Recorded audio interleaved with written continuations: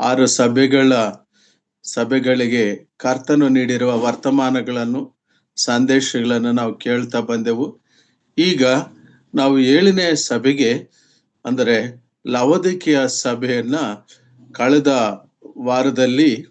ಕಳೆದ ಗುರುವಾರ ಅದರ ಪೀಠಿಕೆಯನ್ನು ಮತ್ತು ಆ ಟ್ರಾನ್ಸಿಷನ್ ಸ್ಟೇಜ್ ಏನು ಫಿಲಡೆಲ್ಫಿಯಾ ಸಭೆಗೂ ಮತ್ತು ಲವೋದಿಕೀಯ ಸಭೆಗೂ ಬರೋದಕ್ಕಿಂತ ಆ ಮಧ್ಯ ಕಾಲದಲ್ಲಿ ಮಿಷನರಿಗಳ ಕಾಲಘಟ್ಟದಲ್ಲಿ ಆಗಿರುವಂತಹ ಒಂದು ಆತ್ಮೀಯ ಸೇವೆಯ ಕಾರ್ಯಗಳನ್ನು ನಾವು ನೆನಪು ಮಾಡಿಕೊಳ್ಳಿಕ್ಕಾಗುವಂತೆ ದೇವರ ಆತ್ಮನು ನಮಗೆ ಸಹಾಯ ಮಾಡಿದನು. ಪ್ರಿಯರೇ, ಈ ದಿನದಲ್ಲಿ ನಾವು ಕರ್ತನಾದ ಯೇಸು ಕ್ರಿಸ್ತನ ಆತನ ಅತ್ಯದ್ಭುತವಾದ ಗುಣಾತಿಶಯಗಳನ್ನ ಧ್ಯಾನಿಸುವ ಹಾಗೆ ನಮ್ಮ ಮನಸ್ಸನ್ನು ಈಗಾಗಲೇ ಸಹೋದರರು ಹೇಳಿರುವಂತೆ ನಮ್ಮ ಹೃದಯದ ಧ್ಯಾನ ಕರ್ತನಿಗೆ ಇಷ್ಟವಾಗಬೇಕು. ಪ್ರಿಯರೇ, ನಾವು ಧ್ಯಾನಿಸುವಂತಹದ್ದು, ನಾವು ಧ್ಯಾನಿಸಿ ತಿಳಿದುಕೊಳ್ಳುವ ಸಂಗತಿಗಳು ಕರ್ತನಿಗೆ ಅವು ಮುದ ನೀಡುವಂತವಾಗಬೇಕು,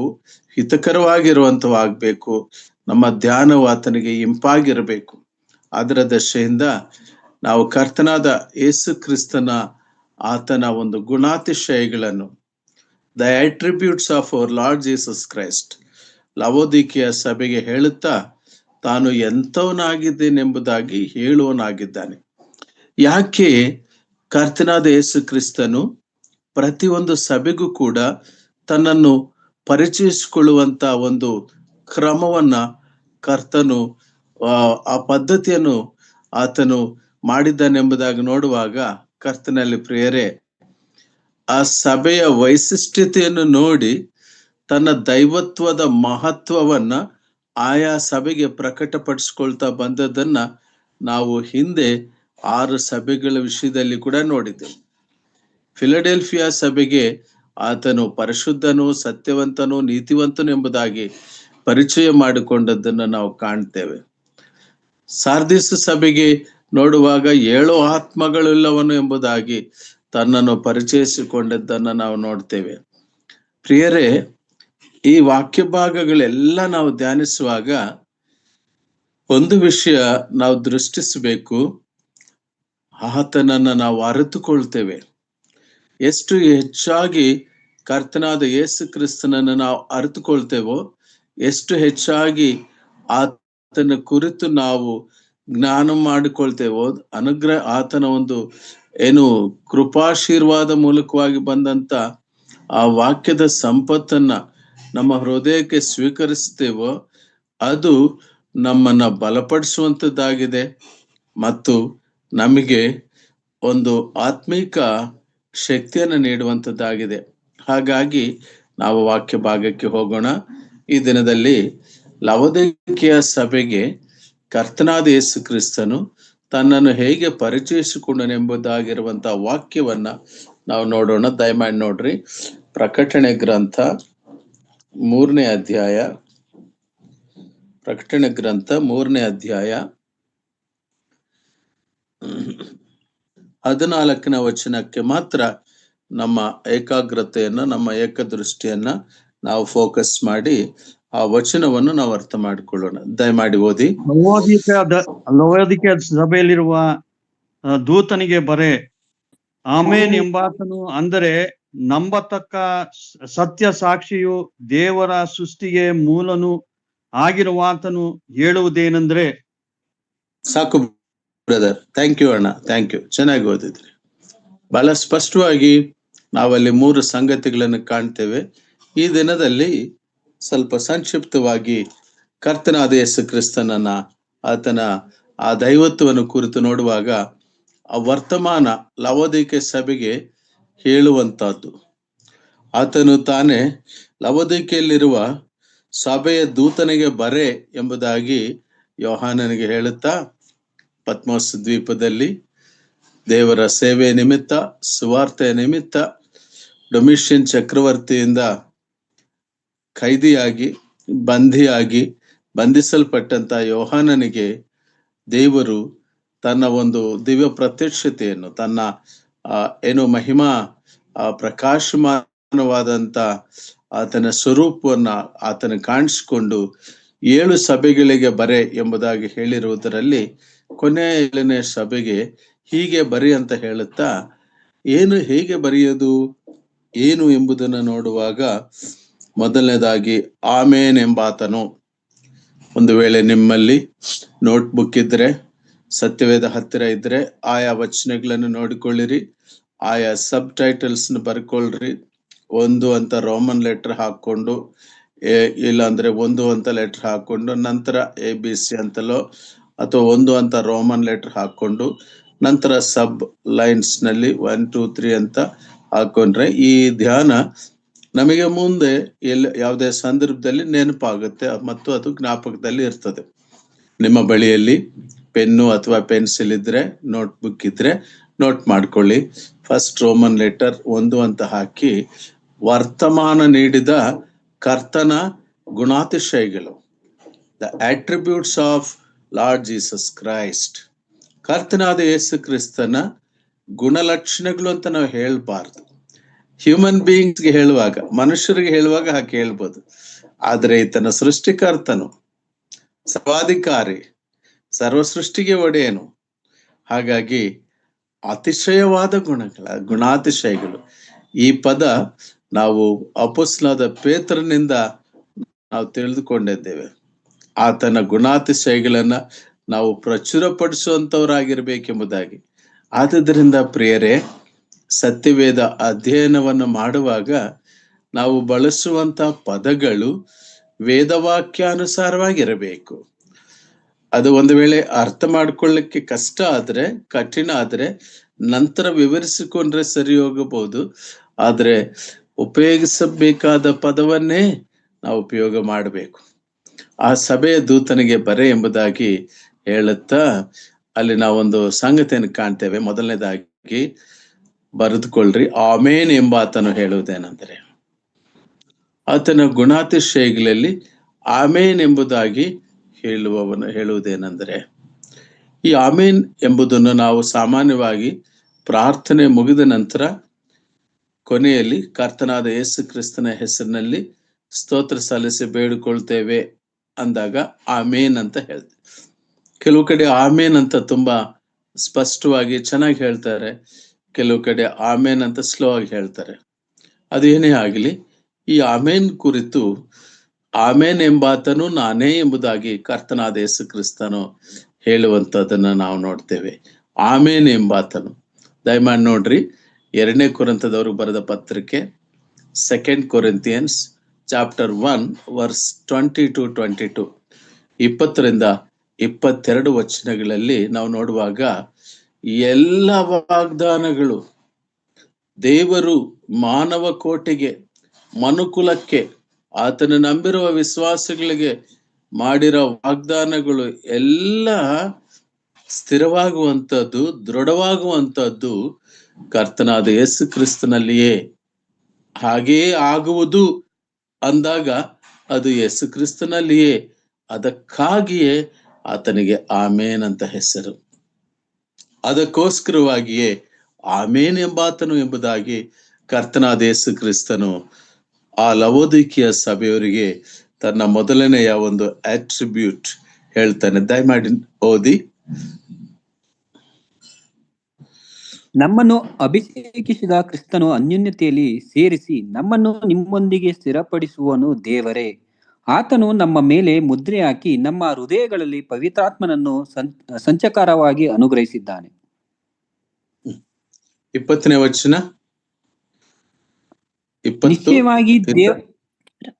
ನಿಶ್ಚಯವಾಗಿ ದೇವರ ವಾಗ್ದಾನಗಳು ಎಷ್ಟಿದ್ದರೂ ಕ್ರಿಸ್ತನಲ್ಲಿ ದೃಢವಾಗುತ್ತವೆ.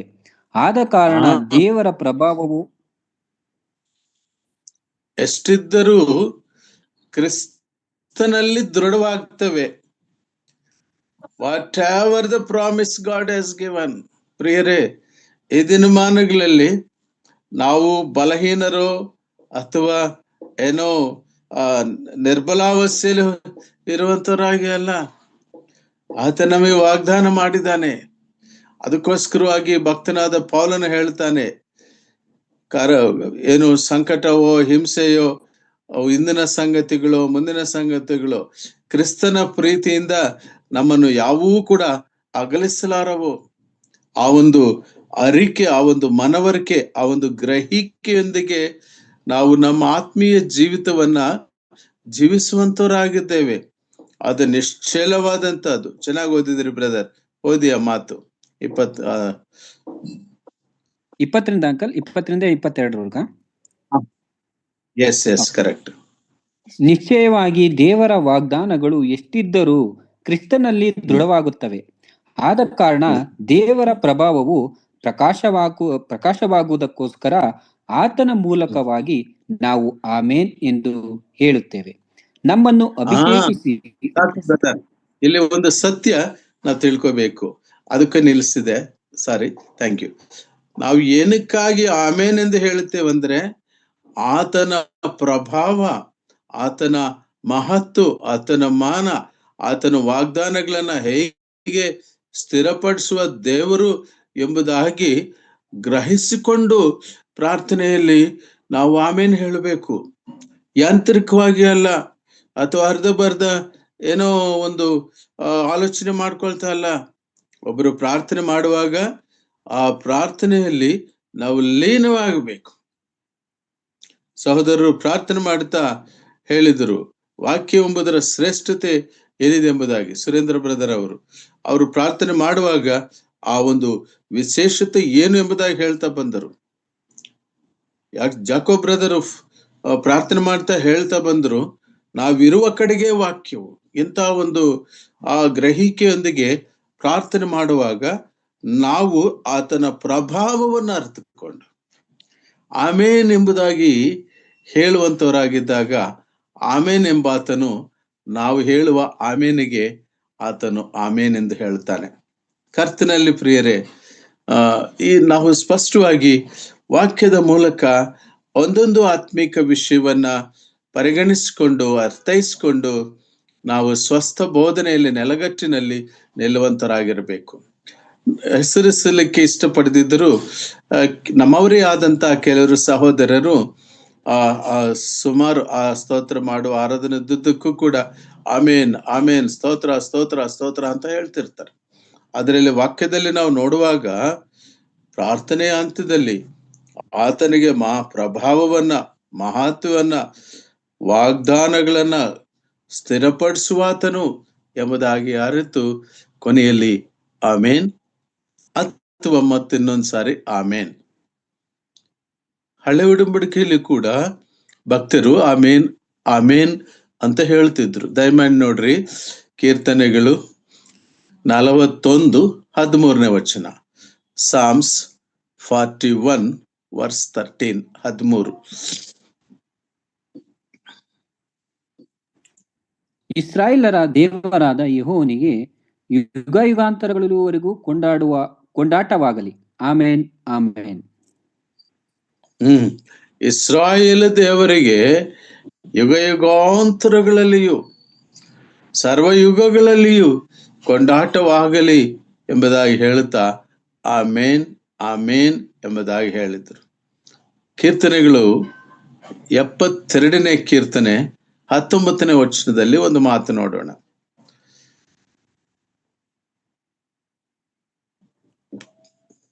ಆತನ ಪ್ರಭಾವವುಳ್ಳ ನಾಮಕ್ಕೆ ಸದಾಕಾಲವು ಪ್ರಣಾಮವಿರಲಿ. ಭೂಮಂಡಲವೆಲ್ಲ ಆತನ ಪ್ರಭಾವದಿಂದ ತುಂಬಿರಲಿ. ಆಮೇನ್ ಆಮೇನ್. ಭೂಮಂಡಲವೆಲ್ಲ ಆತನ ಪ್ರಭಾವದಿಂದ ತುಂಬಿರಲಿ. ಅಪ್ಪ, ಆ ಕೀರ್ತನಗಾರನ ಹೇಳುವ ಆ ಮಾತಲ್ಲಿ ನೋಡುವಾಗ ಪ್ರಿಯರೇ, ಇಡೀ ಭೂಮಂಡಲಕ್ಕೆ ಆತನ ಪ್ರಭಾವ ಆಗಲಿ. ಆಮೇನ್ ಎಂಬುದಾಗಿ ಹೇಳುವ ಪದದ ಆ ವಿಶಿಷ್ಟತೆಯನ್ನು ಆ ಭಕ್ತರು ಆ ಕಾಲದಲ್ಲಿ ಇಸ್ರಾಯೇಲರು ಹೇಗೆ ತಿಳ್ಕೊಂಡಿದ್ದರು, ಕೀರ್ತನೆಗಾರರು ಆ ಮಾತನ್ನ ಹೇಳ್ತಿರುವಂತದನ್ನ ಕಾಣ್ತೇವೆ. ಹಾಗೆ ಕೀರ್ತನೆಗಳು 89:52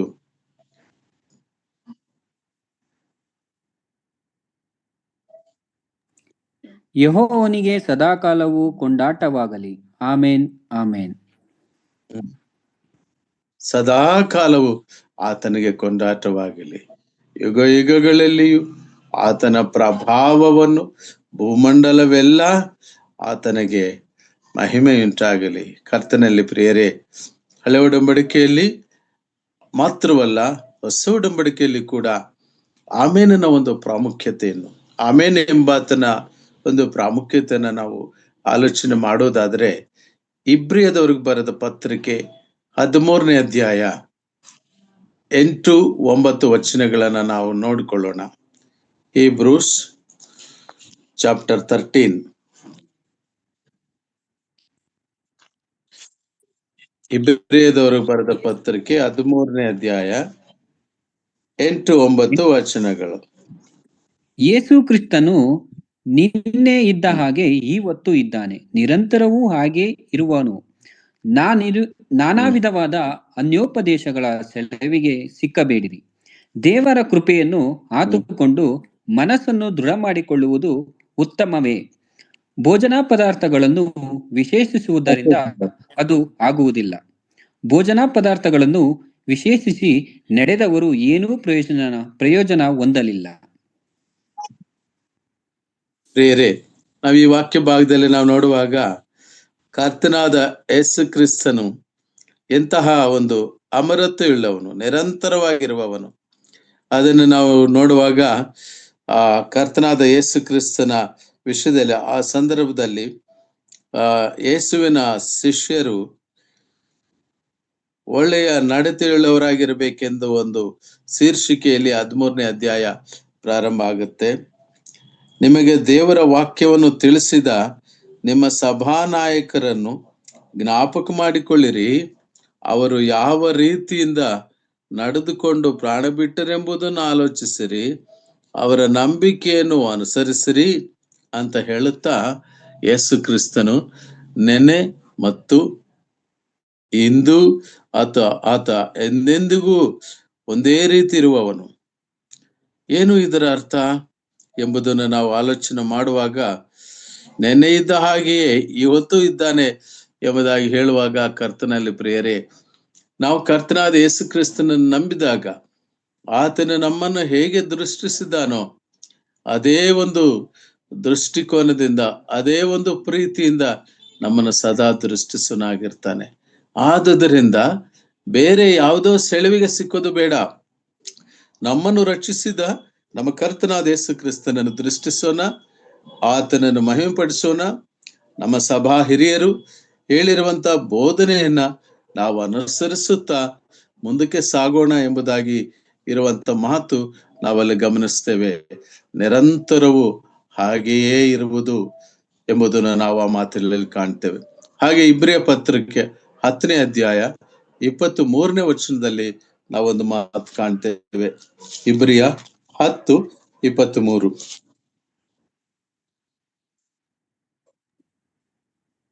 ನಮ್ಮ ನಿರೀಕ್ಷೆಯನ್ನು ಕುರಿತು ನಾವು ಮಾಡಿದ ಪ್ರತಿಜ್ಞೆಯನ್ನು ನಿಶ್ಚಲವಾಗಿ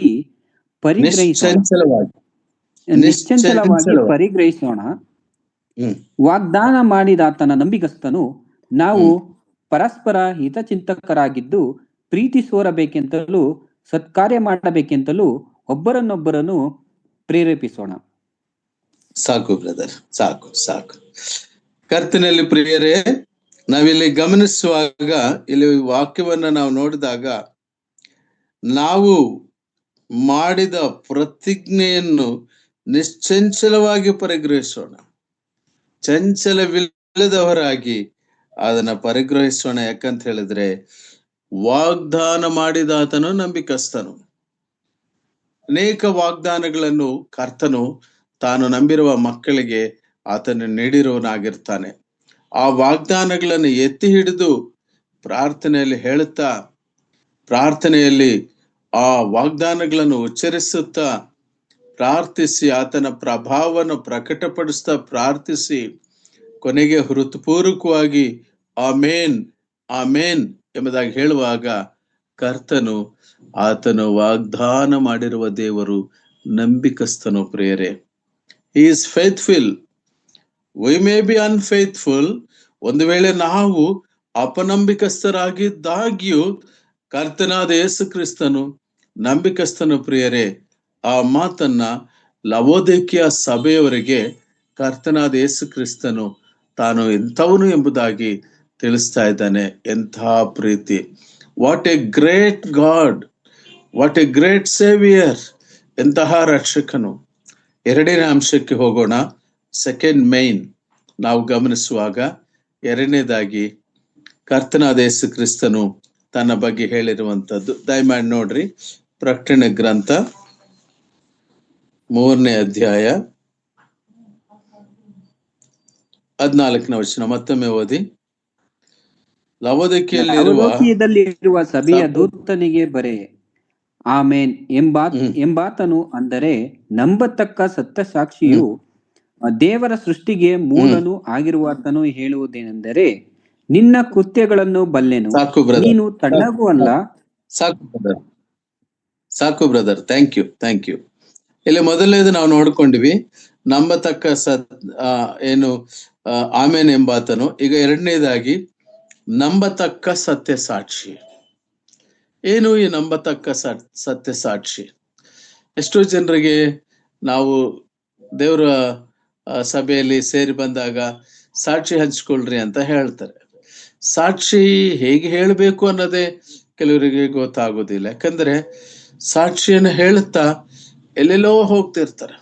ಕರ್ತನಲ್ಲಿ ಪ್ರಿಯರೇ, ಸಾಕ್ಷಿಯನ್ನ ಹಂಚ್ಕೊಳ್ಳುವಾಗ ನಾವು ಹೇಗಾಗಿದ್ದೆವು, ಕರ್ತನಾದ ಯೇಸು ಕ್ರಿಸ್ತನ ನಂಬೋದಕ್ಕಿಂತ ಮುಂಚೆ ನಮ್ಮ ಹಳೆ ಜೀವನ ಹೇಗಿತ್ತು, ಎರಡನೇದಾಗಿ ಹೇಗೆ ಸುವಾರ್ತೆ ನಮ್ಮ ಬಳಿಗೆ ಬಂತು, ಮತ್ತು ಮೂರನೇದಾಗಿ ಸುವಾರ್ತೆ ಬಂದು ಕರ್ತನಾದ ಯೇಸು ಕ್ರಿಸ್ತನನ್ನ ರಕ್ಷಕನನ್ನಾಗಿ ಅಂಗೀಕಾರ ಮಾಡಿಕೊಂಡಾಗ ಮಾನಸಾಂತರದ ಬದುಕು, ದೇವರ ಕಡೆಗೆ ತಿರುಕೊಂಡ ನಂತರ ನಮ್ಮ ಜೀವಿತದಲ್ಲಾದ ಬದಲಾವಣೆ, ನಮ್ಮ ದುಶ್ಚಟಗಳಿಂದ ದೂರ ಆದದ್ದು, ಅಥವಾ ಲೌಕಿಕ ಬದುಕಿನ ಜೀವನಕ್ಕೆ ವಿದಾಯ ಹೇಳಿ ಆತ್ಮೀಯ ಜೀವನ ವಿಧಾನಕ್ಕೆ ಆಹ್ವಾನ ನೀಡಿರುವ ಆ ಪರಿವರ್ತನೆಯ ಮಹತ್ವವನ್ನ ಈ 3 ಹಂತಗಳಲ್ಲಿ ತಿಳಿಸುವುದು ದೇವರಿಗೆ ಮಹಿಮಕರವಾಗಿರ್ತದೆ.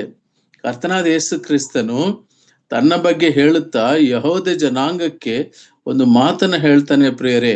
ಅದನ್ನ ನಾವು ನೋಡೋಣ. ಯೋಹಾನ್ ಸುವಾರ್ತ 5ನೇ ಅಧ್ಯಾಯ 36ನೇ ವಚನ, 37ನೇ ವಚನ ಮತ್ತು 39ನೇ ವಚನ ನಾವು ಓದ್ಕೊಳ್ಳೋಣ.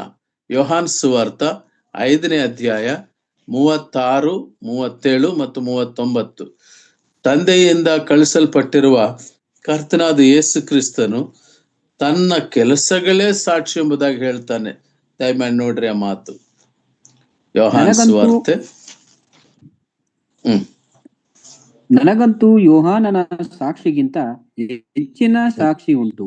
ಹೇಗೆಂದರೆ, ಪೂರೈಸುವುದಕ್ಕೆ ತಂದೆ ನನಗೆ ಕೊಟ್ಟಿರುವ ಕೆಲಸಗಳು, ಅಂದರೆ ನಾನು ಮಾಡುವ ಕೆಲಸಗಳೇ, ತಂದೆಯು ನನ್ನನ್ನು ಕಳಿಸಿಕೊಟ್ಟನೆಂಬುದಾಗಿ ನನ್ನ ವಿಷಯದಲ್ಲಿ ಸಾಕ್ಷಿ ಕೊಡುತ್ತವೆ. ಇದಲ್ಲದೆ ನನ್ನನ್ನು ಕಳಿಸಿಕೊಟ್ಟ ತಂದೆಯು ನನ್ನ ವಿಷಯವಾಗಿ ಸಾಕ್ಷಿ ಹೇಳಿದ್ದಾನೆ. ನೀವು ಎಂದಾದರೂ ಆತನ ಧ್ವನಿಯನ್ನು ಕೇಳಿದ್ದೂ ಇಲ್ಲ, ಆತನ ರೂಪವನ್ನು ನೋಡಿದ್ದೂ ಇಲ್ಲ, ಆತನ ವಾಕ್ಯವು ನಿಮ್ಮಲ್ಲಿ ನೆಲೆಗೊಂಡಿದ್ದೂ ಇಲ್ಲ. ಆತನು ಕಳಿಸಿಕೊಟ್ಟವನ ಮಾತನ್ನು ನೀವು ನಂಬದೇ ಇದ್ದೀರಷ್ಟೇ. ಶಾಸ್ತ್ರಗಳಿಂದ ನಿತ್ಯ ಜೀವವು ದೊರೆಯುತ್ತದೆಂದು ನೀವು ನೆನೆಸಿ ಅವುಗಳನ್ನು ವಿಚಾರಿಸುತ್ತೀರಲ್ಲ. ಅವುಗಳನ್ನು ನನ್ನ ವಿಷಯದಲ್ಲಿ ಸಾಕ್ಷಿ ಕೊಡುವುಗಳಾಗಿವೆ. ಆದರೂ ಜೀವ ಹೊಂದುವುದಕ್ಕೆ ನನ್ನ ಬಳಿಗೆ ಬರುವುದಕ್ಕೆ ನಿಮಗೆ ಮನಸ್ಸಿಲ್ಲ. ಪ್ರಿಯರೇ, ಇದು ಕಾಂಟೆಕ್ಸ್ಟ್, ಸಂದರ್ಭ ಯಾವುದಂದ್ರೆ ಸ್ವಲ್ಪ ಕಠಿಣವಾಗಿ ಕರ್ತನಾದ ಯೇಸು ಕ್ರಿಸ್ತನ ಹೇಳ್ತಿದ್ದಾನೆ. ಯಾಕಂದ್ರೆ ಆ ಸಂಪ್ರದಾಯವಾದಿಗಳು, ಆ ರೀತಿಯ ಒಂದು ಮತ ಪ್ರವಿಷ್ಟರು ಆಗಿರುವಂತ ಯಹೂದ್ಯರ ಜೊತೆಗೆ ಹಾಗೆಯೇ ಮಾತಾಡಬೇಕಾಗಿತ್ತು.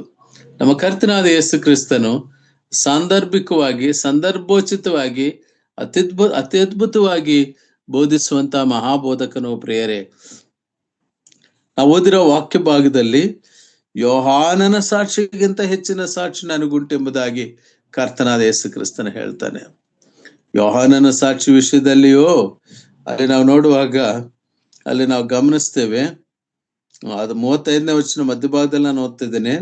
ಯೋಹಾನನು ಉರಿಯುವ ದೀಪದೋಪಾದಿಯಲ್ಲಿ ಪ್ರಕಾಶಿಸಿದನು. ಅವನು ಕೊಡುವ ಬೆಳಕಿನಲ್ಲಿ ಸ್ವಲ್ಪ ಕಾಲ ವಿನೋದಗೊಳ್ಳುವುದಕ್ಕೆ ಮನಸ್ಸು ಮಾಡಿದ್ರಿ. ಇವತ್ತಿನ ದಿನಗಳಲ್ಲಿ ವಿನೋದಕ್ಕೋಸ್ಕರವಾಗಿ ಕ್ರೈಸ್ತವ್ಯವನ್ನ ಒಂದು ರೀತಿಯ ಭ್ರಷ್ಟತೆಗೆ ತಂದು ಹೋಗ್ತಾ ಇದ್ದಾರೆ. ಏನು ಅಪಾರವಾದ ದೊಡ್ಡ ದೊಡ್ಡ ಶಬ್ದಗಳ ಮ್ಯೂಸಿಕ್, ಅದರ ಜೊತೆಗೆ ಏನೇನೋ ನರ್ತನೆಗಳು ಮತ್ತು ಆ ರೀತಿ ಒಂದು ಎಂಟರ್ಟೈನ್ಮೆಂಟ್ ಮೆಸೇಜಸ್ ಆಗಿ ಹೊರತು ಎನ್ಲೈಟನ್ಮೆಂಟ್ ಮೆಸೇಜಸ್ ಆಗಿಲ್ಲ. ಕರ್ತನಾದ ಯೇಸು ಕ್ರಿಸ್ತನು ತನ್ನ ಕುರಿತು ಸಾಕ್ಷಿ ಹೇಳುವಾಗ, Lord Jesus Christ has come to enlighten our hearts. ಆತನು ನಮ್ಮ ಮನೋವಿಕಾಸಕ್ಕಾಗಿ, ವಿನೋದಕ್ಕಾಗಿ ಅಲ್ಲ, ವಿಕಾಸಕ್ಕಾಗಿ, ಮಾನಸಿಕ ಒಂದು ಸುಸ್ಥಿರತೆಯನ್ನ, ನಿಶ್ಚಲತೆಯನ್ನ ತರುವುದಕ್ಕೋಸ್ಕರವಾಗಿ ಕರ್ತನಾದ ಯೇಸು ಕ್ರಿಸ್ತನು ಈ ಲೋಕಕ್ಕೆ ಬಂದವನು. ಹಾಗಾಗಿ ಆತನು ಹೇಳುತ್ತಾ ಒಂದು ಕಂಪ್ಯಾರಿಸನ್ ಆ ಸಂದರ್ಭಕ್ಕೆ ಕೊಡ್ತಾನೆ. ಯೆಹೂದ್ಯರಿಗೆ ಆ ಗ್ರಹಿಕೆ ಚೆನ್ನಾಗಿತ್ತು ಆ ಸ್ನಾನಿಕನಾದ ಯೋಹಾನನ ಕುರಿತು. ಅದಕ್ಕೆ ಆತನ ಸಾಕ್ಷಿಯನ್ನು ನೀವು ವಿನೋದವನ್ನಾಗಿ ನೋಡಿದಿರಿ, ಆದರೆ ನನ್ನ ತಂದೆಯು ಕಳಿಸಿರುವಂತ ಕೆಲಸಗಳೇ ನನಗೆ ಸಾಕ್ಷಿ. Is proclaiming himself that he has lot of works to do according to the will of the God the Father.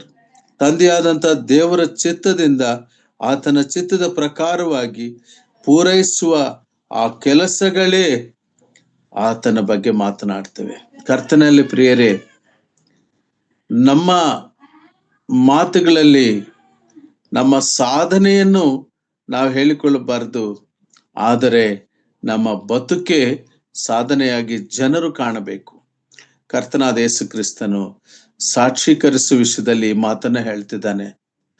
ನನ್ನ ಬಗ್ಗೆ ವಾಕ್ಯದಲ್ಲಿ ಬರೆದಿರುವಾಗಲೂ ಕೂಡ ನೀವು ನನ್ನನ್ನು ಆ ರೀತಿಯಾಗಿ ಸ್ವೀಕರಿಸಲಿಲ್ಲ. ಪ್ರಿಯರೇ, ನಾವೆಲ್ಲ ಗಮನಿಸಿ ನೋಡುವಾಗ ಆತನ ವಾಕ್ಯವು 38ನೇ ವಚನದಲ್ಲಿ ನಿಮ್ಮಲ್ಲಿ ನೆಲೆಗೊಂಡಿದ್ದೂ ಇಲ್ಲ, ಆತನು ಕಳಿಸಿಕೊಟ್ಟವನ ಮಾತನ್ನು ನೀವು ನಂಬದೇ ಇದ್ದೀರಷ್ಟೇ ಎಂಬುದಾಗಿ ಹೇಳುತ್ತಾ 39ನೇ ವಚನ ಕೊನೆಯ ಭಾಗದಲ್ಲಿ ಅವುಗಳು ನನ್ನ ವಿಷಯದಲ್ಲಿ ಸಾಕ್ಷಿ ಕೊಡುವವುಗಳಾಗಿವೆ.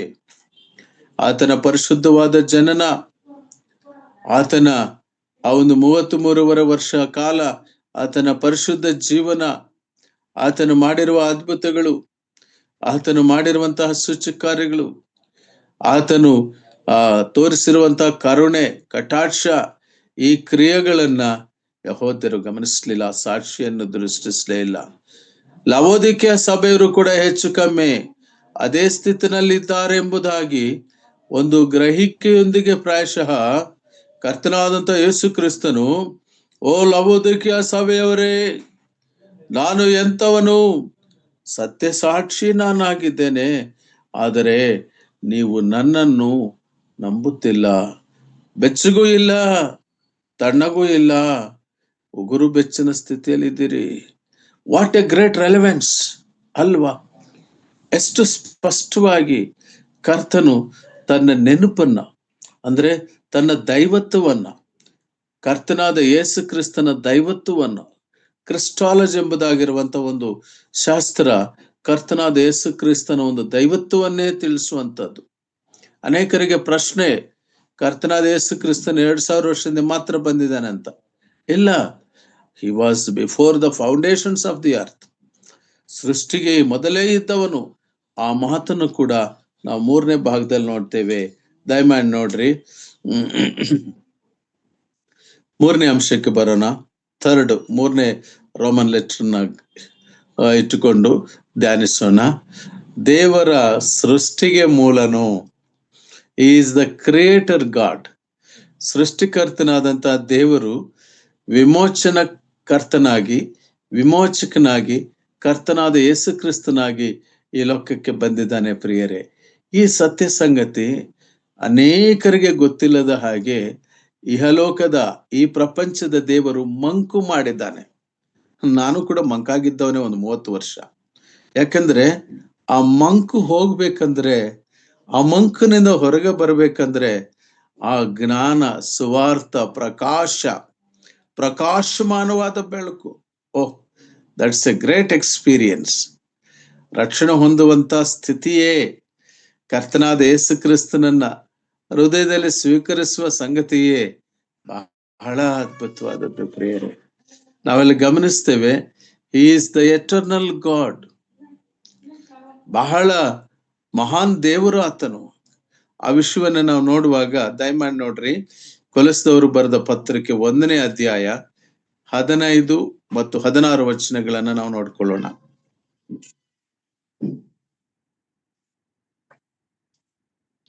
ಕೊಲೊಸ್ಸದವರು ಬರೆದ ಪತ್ರಿಕೆ 1ನೇ ಅಧ್ಯಾಯ 15, 16. ಆತನು ಅದೃಶ್ಯನಾದ ದೇವರ ಪ್ರತಿರೂಪನು, ಸೃಷ್ಟಿಗೆಲ್ಲ ಜ್ಯೇಷ್ಠ ಪುತ್ರನು, ಸ್ಥಾನ ಹೊಂದಿದವನು ಆಗಿದ್ದಾನೆ. ಭೂಪರಲೋಕಗಳಲ್ಲಿರುವ ದೃಶ್ಯವಾದವುಗಳೆಲ್ಲವೂ, ಸಿಂಹಾಸನಗಳಾಗಲಿ, ಪ್ರಭುತ್ವಗಳಾಗಲಿ, ದೊರೆತನಗಳಾಗಲಿ, ಅಧಿಕಾರಿಗಳಾಗಲಿ ಆತನಲ್ಲಿ ಸೃಷ್ಟಿಸಲ್ಪಟ್ಟವು. ಸರ್ವವೂ ಆತನ ಮುಖಾಂತರವಾಗಿಯೂ ಆತನಿಗೋಸ್ಕರವಾಗಿಯೂ ಸೃಷ್ಟಿಸಲ್ಪಟ್ಟಿತು. ಆತನು ಎಲ್ಲಕ್ಕೂ ಮೊದಲು ಇದ್ದವನು, ಆತನು ಸಮಸ್ತಕ್ಕೂ ಆಧಾರಭೂತನು. ಸಭೆಯೆಂಬ ದೇಹಕ್ಕೆ ಆತನು ಶಿರಸ್ಸು. ಆತನು ಆದಿಸಂಭೂತನು, ಎಲ್ಲದರಲ್ಲಿಯೂ ಪ್ರಮುಖನಾಗುವಂತೆ ಸತ್ತರೊಳಗಿಂದ ಮೊದಲು ಎದ್ದು ಬಂದವನು ಆತನೇ. ತಂದೆಯಾದ ದೇವರು ಆತನಲ್ಲಿ ತನ್ನ ಸಂಪೂರ್ಣತೆಯು ವಾಸವಾಗಿರಬೇಕೆಂತಲೂ ಆತನು ಶಿಲುಬೆಯ ಮೇಲೆ ಸುರಿಸಿದ ರಕ್ತದಿಂದ ತಾನು ಸಮಾಧಾನವನ್ನು ಉಂಟು ಮಾಡಿ ಭೂಪರಲೋಕಗಳಲ್ಲಿರುವ ಸಮಸ್ತವನ್ನು ಆತನ ಮೂಲಕ ತನಗೆ ಸಂಧಾನಪಡಿಸಿಕೊಳ್ಳಬೇಕೆಂತಲೂ ನಿಷ್ಕರ್ಷೆ ಮಾಡಿದನು. ಸರ್ವ ಸಂಪೂರ್ಣತೆಯು ಆತನಲ್ಲಿ ವಾಸವಾಗಿರಬೇಕೆಂದು. ಅದೃಶ್ಯನಾದ ದೇವರು ಮನುಷ್ಯರಿಗೆ ಸದೃಶ್ಯನಾದದ್ದು ಬಹಳ ಅದ್ಭುತವಾದಂತಹ ಸಂಗತಿ ಪ್ರಿಯರೇ. ಆತನು ಭೂಪರಲೋಕಗಳಲ್ಲಿರುವ ಸಮಸ್ತವನ್ನು, ಅಂದ್ರೆ ಈ ಸಂಗತಿ, ಇದನ್ನು ನಾವು ಗ್ರಹಿಸಿಕೊಳ್ಳುವುದಾದ್ರೆ, ಇದನ್ನ ಅರ್ಥ ಮಾಡಿಕೊಳ್ಳುವಂತ ಒಂದು ಪ್ರಯತ್ನವು ನಾವು ಮಾಡುವುದಾದ್ರೆ, he is not created but he is the creator. ಈ ಸಂಗತಿ ನಾವು ಸ್ಪಷ್ಟವಾಗಿ ತಿಳಿದುಕೊಳ್ಳೋಣ. ಇವತ್ತು ಜನರು ವಿತ್ ದೇರ್ ಹಾಫ್ ನಾಲೆಡ್ಜ್ ಅಥವಾ ಸಂಪೂರ್ಣ ತಿಳುವಳಿಕೆ ಇಲ್ಲದೆ ಸಂಪೂರ್ಣವಾಗಿ ಆತನ ದೈವತ್ವವನ್ನ ಅರ್ಥ ಮಾಡಿಕೊಳ್ಳದೆ ಇರುವಂತವರು ಕರ್ತನಾದ ಯೇಸು ಕ್ರಿಸ್ತನು ಕೂಡ ದೇವರಿಂದ ಸೃಷ್ಟಿಸಲ್ಪಟ್ಟವನೇನೋ ಎಂಬುದಾಗಿ ಅಂದ್ಕೊಳ್ತಾರೆ. ಜ್ಯೇಷ್ಠ ಪುತ್ರನು ಎಂಬುದಾಗಿರುವ ಪದಗಳನ್ನಾಗಲಿ, ಆದಿಯಲ್ಲಿ ಇದ್ದವನು ಎಂಬುದಾಗಿರುವ ಪದಗಳನ್ನಾಗಲಿ ಇವೆಲ್ಲ ಅರ್ಥ ಮಾಡಿಕೊಳ್ಳುವಾಗ, ಆದರೆ ಗ್ರೀಕು ಭಾಷೆಯಲ್ಲಿ ಈ ಆದಿ ಎನ್ನುವ ಪದಕ್ಕೆ ಅಥವಾ ಕರ್ತನಾದ ಯೇಸು ಕ್ರಿಸ್ತನ ಅಸ್ತಿತ್ವದ ಕುರಿತು ಹೇಳುವಂತಹ ಪದಗಳಿಗೆ ಗ್ರೀಕ್ನಲ್ಲಿ ಆರ್ಖೆ ಅನ್ನೋ ಪದ ಉಪಯೋಗಿಸಿದೆ. ಆರ್ಖೆ ಎಂಬುದಾಗಿ ಹೇಳುವಾಗ ಅದಕ್ಕೆ ಕನ್ನಡ ಭಾಷಾಂತರದಲ್ಲಿ ನಾವು ಅರ್ಥ ಮಾಡಿಕೊಳ್ಳುವುದಾದ್ರೆ, ಆತನು ಎಲ್ಲಕ್ಕಿಂತ ಮೊದಲು ಇರುವ ಕರ್ತನು. ಹಿ is the lord, he is the creator. ಆತನು ಎಲ್ಲಕ್ಕಿಂತ ಮೊದಲು ಇದ್ದವನು.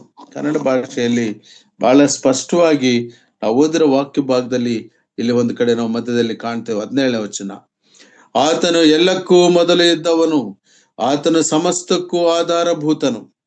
ಕರ್ತನಾದ ಯೇಸು ಕ್ರಿಸ್ತನು ಈ ಒಂದು ಲವೋದಿಕೀಯ ಸಭೆಗೆ ಹೇಳುವಾಗ ಈ ಮಾತುಗಳನ್ನೇ ಪುನರುಚ್ಚಾರಣೆ ಮಾಡ್ತಾ ಇದ್ದಾನೆ.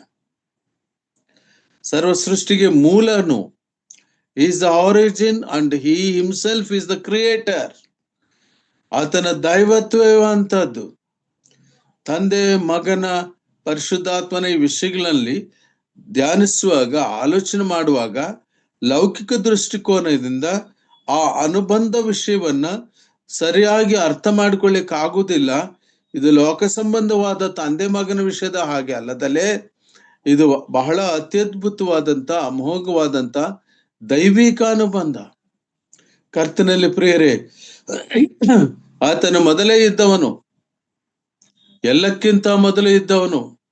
ಅದಕ್ಕೋಸ್ಕರವಾಗಿಯೇ ನಾವು ಗಮನಿಸಿ ನೋಡ್ತೇವೆ, ಕರ್ತನ ಅಂತ ಯೇಸು ಕ್ರಿಸ್ತನು ಆದಿಯಿಂದ ಇದ್ದವನು. ಈ ಸಬ್ಜೆಕ್ಟ್ ಅನ್ನ ಸ್ಟಡಿ ಮಾಡ್ಲಿಕ್ಕೆ ಹೋಗಿರುವಂತವ್ರು ಅನೇಕರು ಎಲ್ಲೋ ಒಂದು ಕಡೆ ಜಾರಿ ಹೋಗಿದ್ದು ಎಲ್ಲಂದ್ರೆ ಅಪೊಲಿಜೆಟಿಕ್ಸ್ ಅನ್ನೋದನ್ನ ಸರಿಯಾದ ರೀತಿಯಲ್ಲಿ ಅರ್ಥ ಮಾಡಿಕೊಳ್ಳದಲ್ಲೇ ಎಂಪಿರಿಕಲ್ ರಿಸರ್ಚ್ ಅನ್ನೋದನ್ನು ಆ ಸೈದ್ಧಾಂತಿಕ ರಿಸರ್ಚ್ ಅನ್ನು ಮಾಡ್ಲಿಕ್ಕೆ ಹೋಗಿ ಕೊನೆಗೆ ಅವರು ಎಲ್ಲಿಗೆ ಜಾರಿ ಹೋಗಿದ್ದಾರೆ ಅಂದ್ರೆ ಅವರು ಕ್ರಿಸ್ತನ ದೈವತ್ವವನ್ನು ನಂಬದಿರುವ ಸ್ಥಿತಿಗೆ ಹೋದರು. ಯಾಕಂದ್ರೆ ಅವರ ಮೈಂಡ್ಸ್ ಅಲ್ಲಿಗೆ ಮಂಕಾಗಿ ಹೋಗ್ತವೆ. ವಾಕ್ಯವೇ ನಮಗೆ ಆಧಾರ. ಯಾವುದೇ ಒಂದು ಅನುಭವ ಆಗಲಿ, ಯಾವುದೇ ಒಂದು ರಿಸರ್ಚ್ ಆಗ್ಲಿ, ಯಾವುದೇ ಒಂದು ಥಿಯಾಲಜಿ ಆಗ್ಲಿ, ಅಥವಾ ಯಾವುದೇ ಒಂದು ಸಂಪ್ರದಾಯ ಆಗ್ಲಿ ಮುಖ್ಯ ಅಲ್ಲ. ದೇವರ ವಾಕ್ಯ, ವೇದ ವಾಕ್ಯದಲ್ಲಿ ಅಡಕವಾಗಿರುವಂತಹ ಸತ್ಯಗಳೇ ನಮಗೆ ಬಹಳ ಮುಖ್ಯ. ಎಲ್ಲವೂ ಬಂದು ಈ ಸತ್ಯವಾಕ್ಯದ ಮುಂದೆ ನಿಲ್ಲಬೇಕು. ಆಗ ಈ ಸತ್ಯವನ್ನು ನಾವು ಪ್ರಕಟಿಸಬೇಕು, ಈ ಸತ್ಯವಾಕ್ಯವನ್ನು ಸಾರವಸು. ಅದಕ್ಕೆ ದೇವರ ವಾಕ್ಯ ಹೇಳುತ್ತೆ, ಈ ಒಂದು ಪರಿಚರ್ಯ ಧರ್ಮ, ಈ ಒಂದು ಉಪಚಾರ ಧರ್ಮ, ಈ ವಾಕ್ಯೋಪದೇಶ ಎಂಬ ಸೇವೆ ಪರಿಶುದ್ಧರು ಪರಿಪೂರ್ಣರಾಗ್ಲಿಕ್ಕಾಗಿ ಕೊಡಲ್ಪಟ್ಟಿರುವಂತಹ ಸೇವೆ. ಇದು ಎಂಥ ಸೇವೆ ಎಂಬುದಾಗಿ ಹೇಳುವಾಗ, ವಿಶ್ವಾಸಿಗಳು ಪರಿಶುದ್ಧರಾಗುವ, ಪರಿಪೂರ್ಣರಾಗುವುದಕ್ಕೆ ನಡೆಸಲ್ಪಟ್ಟುವಂತ ಈ ಸೇವೆಯನ್ನ ಲಕ್ಷ್ಯ ಮಾಡದಲ್ಲೇ ಬೇರೊಂದು ರೀತಿಯಲ್ಲಿ ಹೋದಾಗ ಆ ಸತ್ಯದಿಂದ ಡಿವಿಯೇಟ್ ಆಗಿ ಎಷ್ಟೋ ಜನರು ಆ ಡೌಟ್ಫುಲ್ ಮೈಂಡ್ಸ್ಗೆ ಹೋಗ್ಬಿಟ್ಟಿದ್ದಾರೆ. ಪ್ರಿಯರೇ, ಇತ್ತೀಚಿನ ದಿನಮಾನಗಳಲ್ಲಿ ಸತ್ಯವೇದದ, ಸತ್ಯವಾಕ್ಯದ ಆಳವಾದ ಅಧ್ಯಯನದ ಅವಶ್ಯಕತೆ ಬಹಳ ಇದೆ.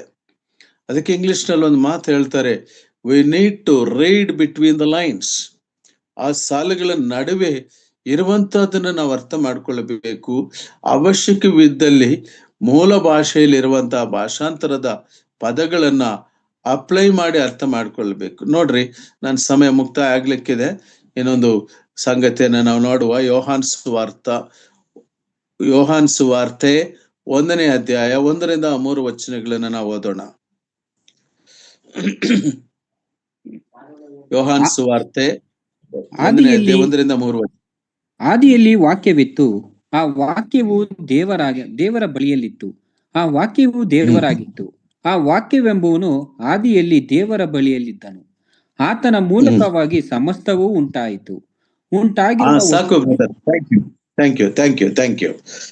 ಆತನ ಮೂಲಕವೇ ಸಮಸ್ತವು ಉಂಟಾಯಿತು. That means is the creator God. 14ನೇ ವಚನಕ್ಕೆ ಬಂದಾಗ ಆತನು ಕೃಪಾ ಸತ್ಯ ಸಂಪೂರ್ಣನಾಗಿ, ಆತನು ಕೃಪಾಪೂರ್ಣನಾಗಿ ಆತನು ಬಂದನು. ಅದು ಆ ಭಾಗಕ್ಕೆ ಬಂದಾಗ ಇಲ್ಲಿ ನಾವು ನೋಡುವಾಗ ಆತನು ಎಲ್ಲದಕ್ಕಿಂತ ಮೊದಲು ಇದ್ದವನು. ಅದೇ ಪದವನ್ನು ನಾವೆಲ್ಲ ಗಮನಿಸಿ ನೋಡ್ತೇವೆ. ಪ್ರಕಟಣೆ ಗ್ರಂಥ 22ನೇ ಅಧ್ಯಾಯ 13-14 ವಚನಗಳನ್ನು ಓದೋಣ. ಪ್ರಕಟಣೆ ಗ್ರಂಥ 22ನೇ ಅಧ್ಯಾಯ 13-14. ನಾನೇ ಆದಿಯು ಅಂತವು, ಮೊದಲನೆಯವನು ಕಡೆಯವನು, ಪ್ರಾರಂಭವೂ ಸಮಾಪ್ತಿಯೂ ಆಗಿದ್ದೇನೆ.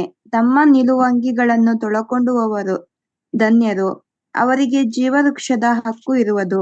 ಅವರು ಬಾಗಿಲುಗಳಿಂದ ಆ ಪಟ್ಟಣದೊಳಕ್ಕೆ ಸೇರುವರು. ಸಾಕು ಸಿಸ್ಟರ್.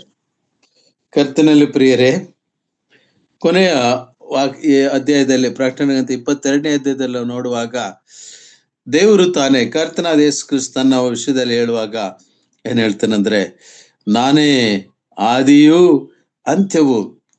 ನೋಡಿ, ಕಾಂಟ್ರಡಿಕ್ಟರಿ ವರ್ಡ್ಸ್, ಅಪೋಸಿಟ್ ವರ್ಡ್ಸ್. ಆದಿ ಬೇರೆ, ಅಂತ್ಯವು ಬೇರೆ. ಈ ಆದಿಯು ಮತ್ತು ಅಂತ್ಯವು, ಮೊದಲನೆಯವನು ಕಡೆಯವನು, ಪ್ರಾರಂಭವು ಸಮಾಪ್ತಿಯೂ ಆಗಿದ್ದೇನೆ. What a great god. ಈ ಒಂದು ಕಂಪ್ಲೀಷನ್, ಈ ಒಂದು ಸರ್ವ ಸಂಪೂರ್ಣತೆ ಸಹೋದರರಿಗಾಗಲೇ ಓದಿರೋ ಹಾಗೆ ಕರ್ತನಾದ ಯೇಸು ಕ್ರಿಸ್ತನಲ್ಲಿ ಅವತರಿಸಿ ವಾಸಿಸುತ್ತದೆ. ಆದ್ದರಿಂದ ನಮ್ಮ ನಂಬಿಕೆ ಯಾರ ಬಗ್ಗೆ? ಲವೋದಿಕೀಯ ಸಭೆಯವರು ಸೃಷ್ಟಿಕರ್ತನಾಗಿ ಬಂದಿರುವ ಯೇಸು ಕ್ರಿಸ್ತನನ್ನ ಪ್ರಾಯಶಃ ನಂಬಿರಲ್ಲ. ನಂಬತಕ್ಕ ಸಾಕ್ಷಿ ಎಂಬುದಾಗಿರೋದನ್ನು ನಂಬಿರಲ್ಲ. ಪ್ರಾಯಶಃ ಆಮೇನ್ ಎಂಬಾತನೆಂಬುದಾಗಿ ನಂಬಿರಲಿಲ್ಲ. ತನ್ನನ್ನು ಹಾಗೆ ಪರಿಚಯಿಸಿಕೊಳ್ಳುತ್ತಾ ಹೇಳುವಂತ ಮಾತುಗಳು ನಾವು ನೋಡುವಾಗ ನಮ್ಮ ಪರಿಸ್ಥಿತಿ ಹೇಗಿದೆ? ನಾವು ಆಮೇನ್ ಹೇಗೆ ಹೇಳ್ತೇವೆ? ನಾವು ಕರ್ತನಾದ ಯೇಸು ಕ್ರಿಸ್ತನ ದೈವತ್ವ ಎಲ್ಲಿ ಎಂಬುದಾಗಿ ನಾವು ನೋಡ್ತೇವೆ. ಕೆಲವರು ಇನ್ನು ಆ ಆ ಗೋದಲಿಯಲ್ಲಿರುವ ಕ್ರಿಸ್ತನನ್ನೇ ಪೂಜಿಸುವರಾಗಿದ್ದಾರಲ್ಲ, ಯಾವ ಸ್ಥಿತಿಯಲ್ಲಿ ಅವರಿದ್ದಾರೆ ಕೆಲವರು. ಕರ್ತನಲ್ಲಿ ಪ್ರಿಯರೇ, ನಾವು ಕರ್ತನಾದ ಯೇಸು ಕ್ರಿಸ್ತನ ಸಂಪೂರ್ಣ ದೈವತ್ವದ ಮಹತ್ವ ಈ ವಾಕ್ಯದಲ್ಲಿ ಇರುವಂಥದ್ದು ನಾವು ತಿಳಿದುಕೊಳ್ಳೋರಾಗಿ ಭಯಭಕ್ತಿಯಿಂದ ಆತನನ್ನು ಆರಾಧಿಸುವರಾಗಿರ್ತೇವ. ಆತನ ಹೇಳ್ತಾನೆ, ನಿಮ್ಮ ನಿಲುವಂಗಿಯನ್ನು ತೊಳೆದುಕೊಳ್ಳಿರಿ. She is a great God. ಕರ್ತನಾದ ಯೇಸು ಕ್ರಿಸ್ತನು ಆ ಎಚ್ಚರಿಕೆಯ ಮಾತುಗಳನ್ನು ಕೊಡುವಾಗ ಅವು ನಮಗೂ ಅನ್ವಯಿಸುವಂತ ಮಾತುಗಳು.